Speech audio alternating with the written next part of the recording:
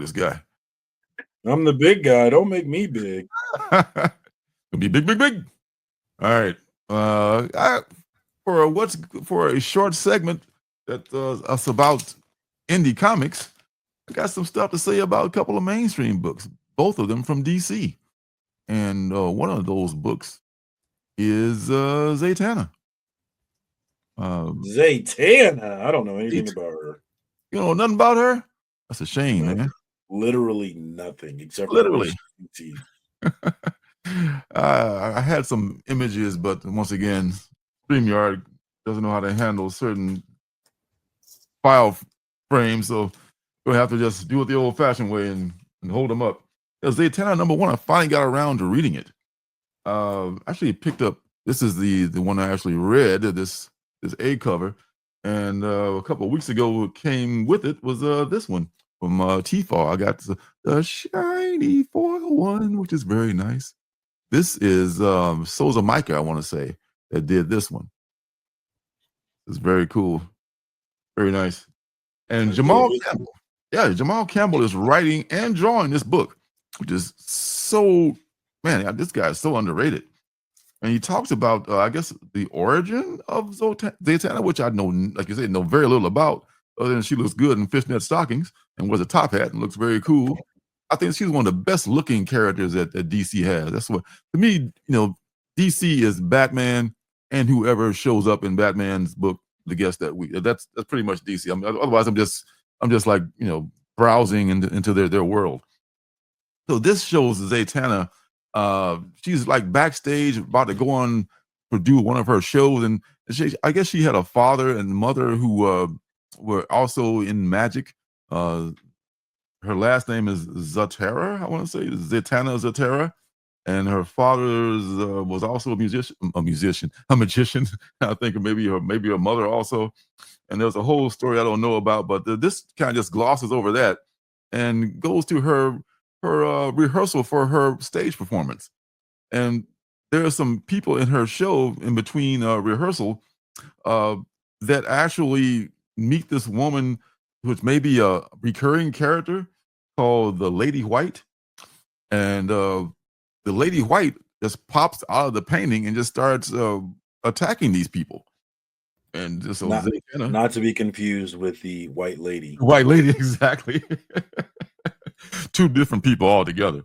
And Zatanna, goes into action and tries to help save her cast members and everything.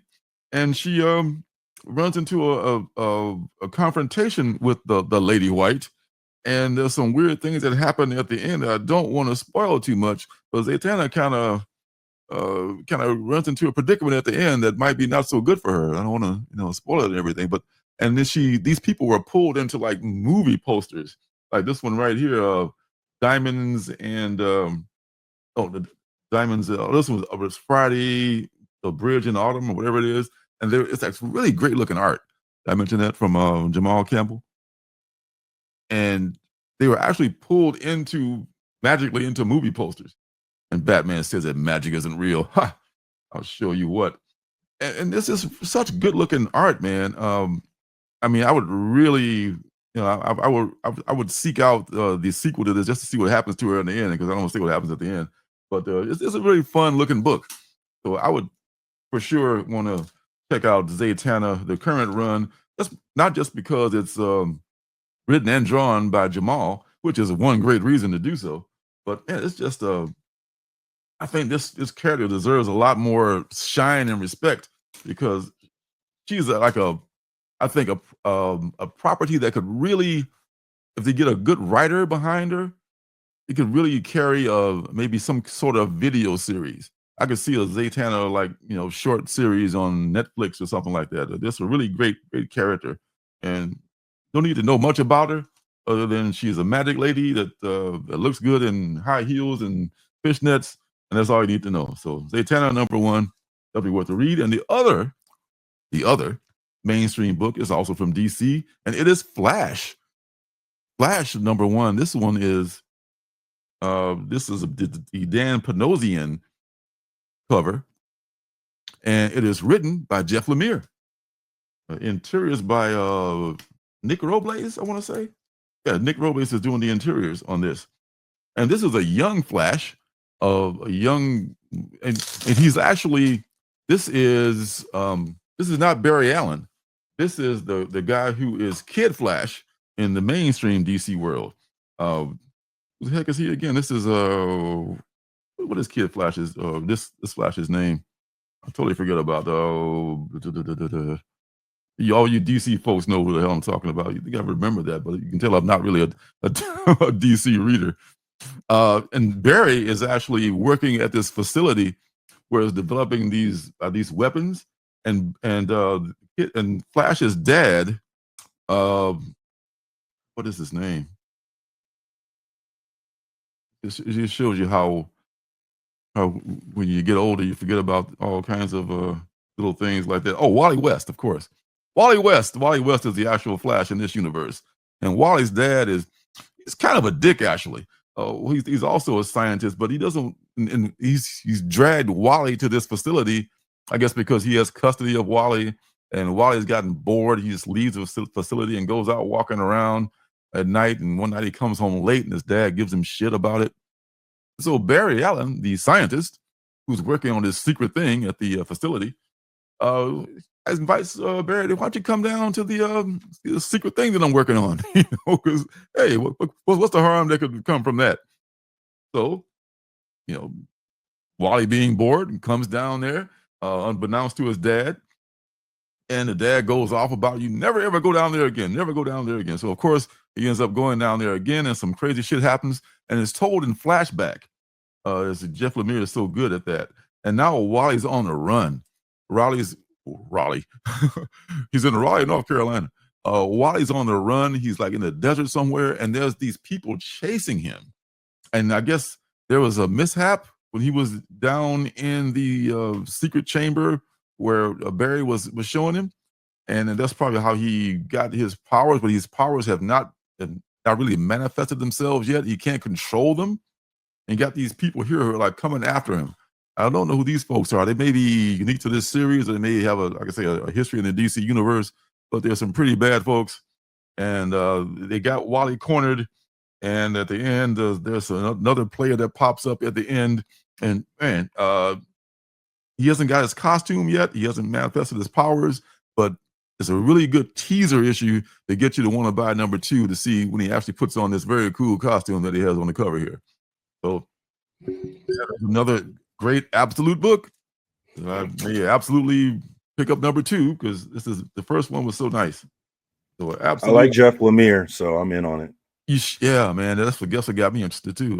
See, Martian Manhunter has the same kind of vibe, but this is very good so far. Another banger from the Absolute universe in Absolute Flash.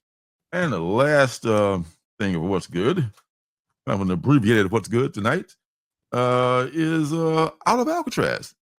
Out of Alcatraz is a Christopher Cantwell, the much maligned Christopher Cantwell, as we talked about before when this was the one of the penultimate books, and Tyler Crook, one of the tires that always get mixed up, is the artist on this, and both of these folks do a great job on this first issue.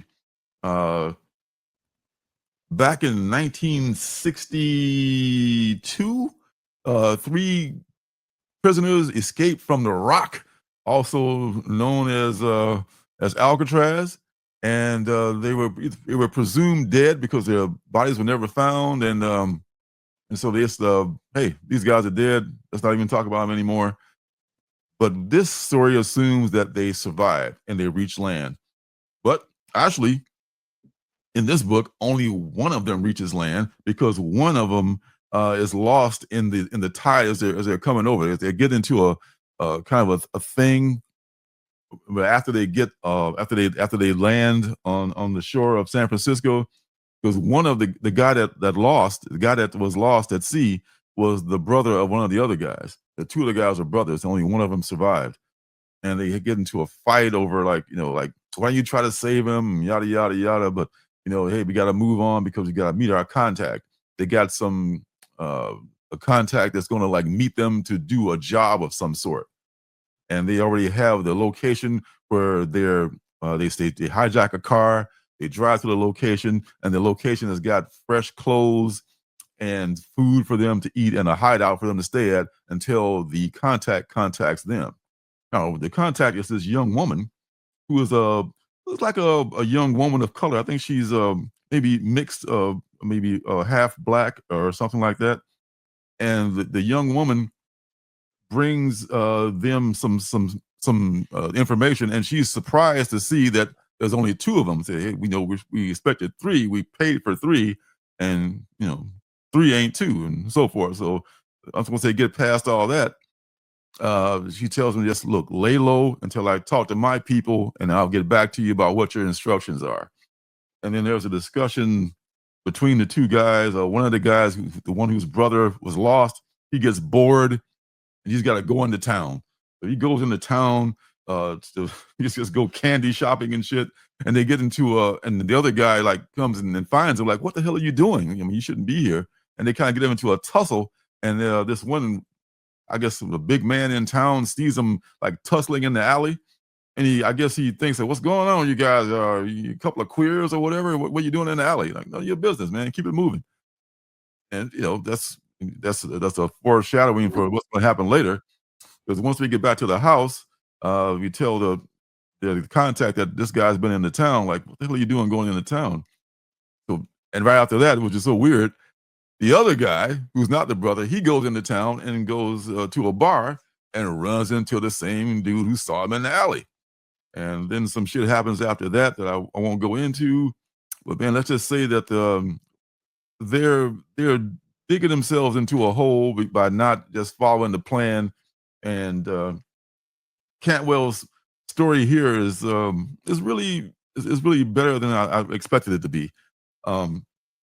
There is a conversation between some prison officials who are stunned to see like these dummies in the bed, where their prisoners should be the next morning, and an FBI agent.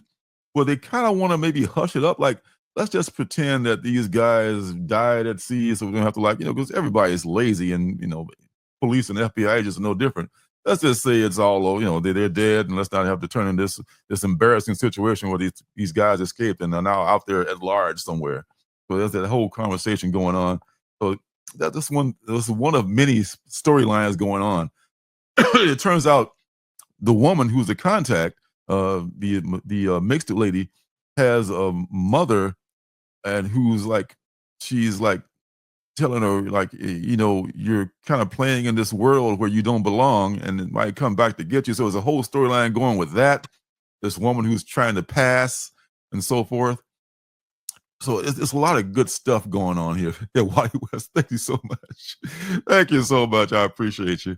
Man, but Out of Alcatraz is everything we thought it would be, and it certainly deserves to be a penultimate book, and it was one of two that week. The other one was The Last Boy, which is also good. I might save that one for next week because I didn't get a chance to bring that one up. So yeah, that is.